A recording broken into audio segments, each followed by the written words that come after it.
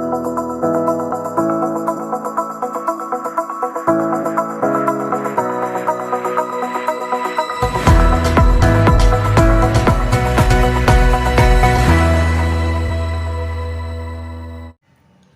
Friends, welcome to 4 Star Studios. வாங்க இன்னைக்கு ஒரு பாரம்பரியமான ஸ்வீட் ரெசிபி பார்க்கலாம் இந்த வீடியோவில். இது முந்திரி கொத்து. நாகர்கோயில் அப்புறம் கன்னியாகுமரி சைட்லலாம் ரொம்பவே ஒரு ஃபேமஸான ஸ்வீட் ரெசிபிங்க.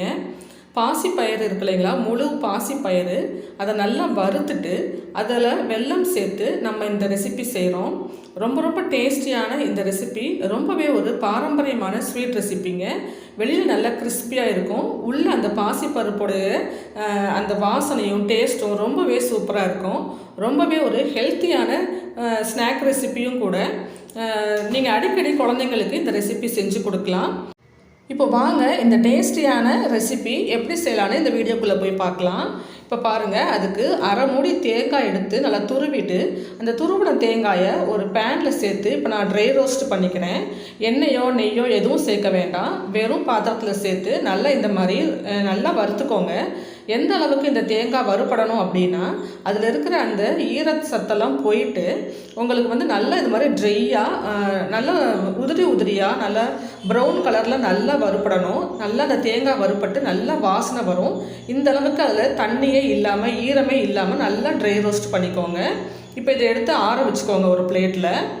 இப்போது தேங்காய் வறுத்த அதே பாத்திரத்தில் இந்த கப்பில் 3/4 கப் அளவுக்கு நான் பாசிப்பயிறு, முழு பாசிப்பயிறு சேர்த்துக்கிறேன். பாத்திரம் நல்லா சூடாக இருக்குது, அதனால் இதை கைவிடாமல் நல்லா கலந்து விட்டு வறுத்து விடணும். இந்த 3/4 கப்பு பாசிப்பயிறு 200 கிராம் இருக்குங்க. இப்போ இதை நல்லா வறுத்து விடணும். எந்த அளவுக்கு வறுக்கணும் அப்படின்னா, இந்த பாசிப்பயிரோட கலர் பாருங்கள், இந்த மாதிரி க்ரீன் கலரில் இருக்கு இல்லையா, இது நல்லா வறுபட்ட பிறகு நல்லா ப்ரௌன் கலராக நமக்கு மாறிடும். நல்லா கமகமான வாசனை வரும். பாருங்கள், இந்த அளவுக்கு கலர் சேஞ்ச் ஆகிற அளவுக்கு கைவிடாமல் நீங்கள் கலந்து இதை வறுத்து விடணும். நல்லா வாசனை வர வரைக்கும், கலர் நல்லா இந்த அளவுக்கு மாறுற வரைக்கும் வறுத்துக்கோங்க. கைவிடாமல் வறுத்துக்கோங்க, இல்லைன்னா கருகி போயிடும். இப்போ இதுவும் நல்லா ரூம் டெம்பரேச்சருக்கு ஆறட்டும். நல்லா ஆறின பிறகு ஒரு மிக்ஸி ஜாரில் சேர்த்துக்கோங்க. நான் ஒரு 3 ஏலக்காய் சேர்த்துருக்கேன். சேர்த்துட்டு நல்லா இதை பவுட்ரு பண்ணி கொண்டு வந்துடலாம். ரொம்ப நைஸாக பவுட்ரு பண்ணக்கூடாதுங்க, கொஞ்சம் குறப்பாக ரவா பதத்துக்கு தான் நம்ம பவுட்ரு பண்ணணும். இப்போ அரைச்சிட்டு வந்த இந்த பாசிப்பயிறு மாவை நம்ம ஒரு பவுலில் சேர்த்துக்கலாம். பாருங்கள், இந்த மாதிரி ரவை பதத்துக்கு அரைச்சிக்கோங்க, ரொம்ப நைஸ் பவுடராக பண்ணக்கூடாது. இப்போ இது கூட நம்ம ஏற்கனவே வறுத்து வச்சுருந்த தேங்காயையும் சேர்த்துக்கலாம். சேர்த்து ஒரு ஸ்பூன் வச்சு இதை ரெண்டையும் நல்லா மிக்ஸ் பண்ணி விட்டுடுங்க. இப்போ இதில் சேர்க்குறதுக்கு நம்ம வெல்லம் கரைச்சிக்கலாம்.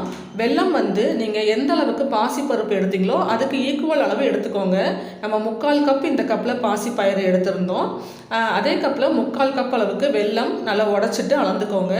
அது கொஞ்சம் நனைகிற அளவுக்கு மட்டும் தண்ணி சேர்த்துக்கோங்க. ஒரு அரை டம்ளர் அளவுக்கு சேர்த்தா போதும், ரொம்ப அதிகமாக சேர்க்க வேண்டாம். தண்ணி சேர்த்து நல்லா கரைச்சி விட்டுக்கோங்க. வெல்லம் பாகுப்பதம்லாம் எதுவும் எடுக்கக்கூடாதுங்க. நல்லா இந்த மாதிரி கரைஞ்சி ஒரு கொதி வந்தால் போதும், நீங்கள் ஆஃப் பண்ணிடலாம். பாகுப்பதம்லாம் வச்சிங்கன்னா நமக்கு நம்மளுடைய அந்த ஸ்வீட்டு முந்திரி கொத்து கல் மாதிரி ஆகிடும். அதனால் நல்லா கொதித்த பிறகு அப்படியே ஆஃப் பண்ணிவிடுங்க. இப்போ இந்த சூடாக இருக்கிற வெள்ளைப்பாகை நம்ம இந்த பாசிப்பயிறு மாவு தேங்காயும் மிக்ஸ் பண்ணி வச்சுருக்கோம் இல்லையா, அதில் சேர்த்து கொஞ்சம் கொஞ்சமாக சேர்த்து கலந்துக்கோங்க. பாகு சூடாக இருக்கும் போதே சேர்த்து கலந்துக்கணும். கொஞ்சம் கொஞ்சமாக சேர்த்துக்கோங்க. ஒரே தான் சேர்த்துட்டிங்கன்னா பாகோடைய அளவு ஜாஸ்தியாக போகிறதுக்கும் வாய்ப்பு இருக்குது. நமக்கு இந்த பாகை சேர்த்து இந்த மாவு கையில் சின்ன சின்ன உருண்டையாக நமக்கு உருட்ட வரணும். அந்த அளவுக்கு நம்ம இதை கொஞ்சம் கொஞ்சமாக பாகு சேர்த்துக்கணும். ஒரே தான் மொத்தமாக சேர்த்துட வேண்டாம். இப்போ எந்த அளவுக்கு பாகு சேர்க்கணும் அப்படின்னா, உங்களுக்கு இந்த மாவை நீங்கள் கையினால் தொட்டு உருட்டும் போது கையில் நல்லா பிசு பிசுப்பாக ஒட்டணும். ரொம்ப ட்ரையாக இருக்கக்கூடாது. ரொம்ப ட்ரையாக இருந்தாலும் நமக்கு ரொம்ப ஹார்டாயிரும். நல்லா இந்த பாகு நல்லா போதுமான அளவுக்கு கொஞ்சம் தாராளமாகவே சேர்த்துக்கோங்க. கையில் கொஞ்சம் பிசு பிசுப்பாக ஒட்டணும் நீங்கள் அந்த மாவை உருண்டை பிடிக்கும் போது.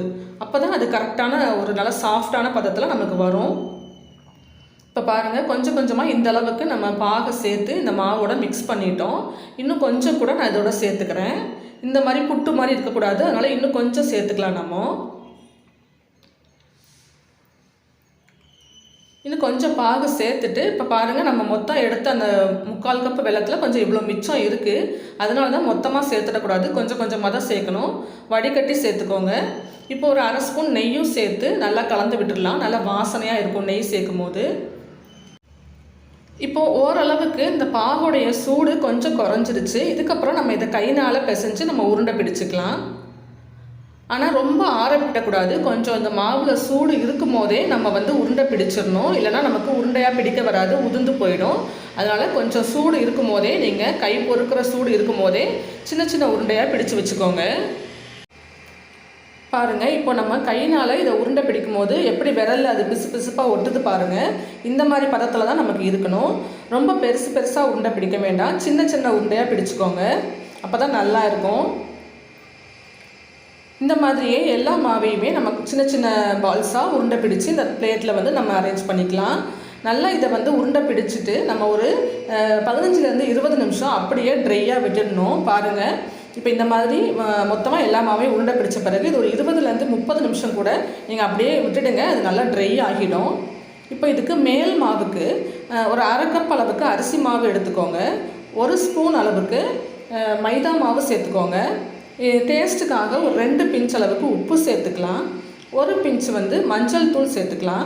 இப்போ இது கூட தண்ணி சேர்த்து கொஞ்சம் கொஞ்சமாக தண்ணி சேர்த்துக்கோங்க. மொத்தமாக ஒரே தான் சேர்த்துட வேண்டாம்.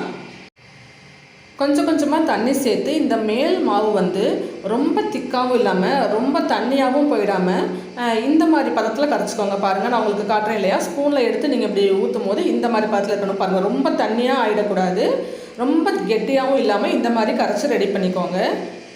இப்போ இந்த மாவில் தான் நம்ம அந்த பால்ஸை நம்ம பாசிப்பயிறு மாவு வச்சுருக்கோம் இல்லையா, அதை டிப் பண்ணி நம்ம எண்ணெயில் பொரிச்சுக்க போகிறோம்.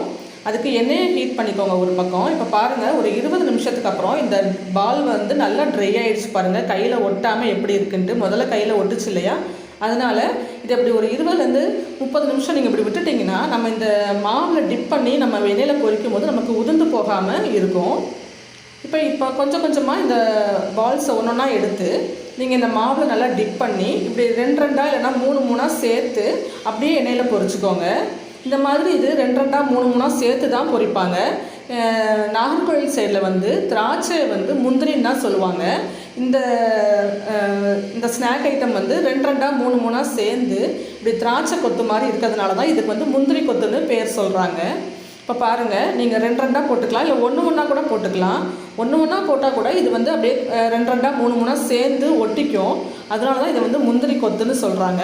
இப்போ இந்த மாதிரி இந்த பால்ஸை ஒன்றா எடுத்து டிப் பண்ணி நீங்கள் எண்ணெயில் சேர்த்து பொரிச்சுக்கோங்க. எண்ணெய் நல்லா ஹை ஃப்ளேமில் இருக்கணும். அப்போ தான் நல்லா பொரிஞ்சு வரும். இப்போ பாருங்கள், நம்ம முதல்ல போட்டோம் இல்லையா, ஒரு 3 பால்ஸ் சேர்த்து போட்டோம்ல, அது நல்லா பொரிஞ்சிருச்சு பாருங்கள். இந்த மாதிரி சேர்ந்து தான் நமக்கு இருக்கும். இப்படி எடுத்து நீங்கள் ஒரு பிளேட்டில் வச்சுக்கோங்க. 2 பக்கமும் நல்லா திருப்பி விட்டு நல்லா கோல்டன் கலரில் பொரிஞ்ச பிறகு எடுத்து வச்சுக்கலாம். ரொம்பவே சூப்பராக இருக்கும், பார்க்குறதுக்கும் ரொம்ப நல்லாயிருக்கும், சாப்பிட்றதுக்கும் டேஸ்ட்டு ரொம்பவே அட்டகாசமாக இருக்குங்க. ட்ரை பண்ணி பாருங்கள். இப்போ வெளியில் பாருங்கள், நல்லா அந்த மாவு ரொம்ப திக்காக இல்லாமல் இந்த மாதிரி லைட்டான ஒரு கோட்டிங் தான் இருக்கணும். அந்த அரிசி மாவு நல்லா வறுபட்டு நல்லா கிறிஸ்பியாக இருக்கும். இப்போது இதே மாதிரி எல்லா பால்ஸையும் நம்ம சேர்த்துக்கலாம். இப்போ இந்த தடவை பாருங்கள், நான் ஒன்றா தான் போடுறேன் பொரிக்கிறதுக்கு. அப்படி இருந்தால் கூட அது ஒன்றோட ஒன்று நல்லா சேர்ந்துக்கும். பாருங்கள், ஒன்றா நம்ம இப்படி டிப் பண்ணி இந்த பால்ஸை எண்ணெயில் போட்டால் கூட அது 2 3 சேர்ந்துக்கும். நீங்கள் அப்படியே மொத்தமாகவே திருப்பி விட்டுடுங்க. திருப்பி விட்டு 2 பக்கமும் நல்லா கோல்டன் ப்ரௌன் கலரில் நல்லா வேக வச்சு பொரித்து எடுத்துக்கலாம்.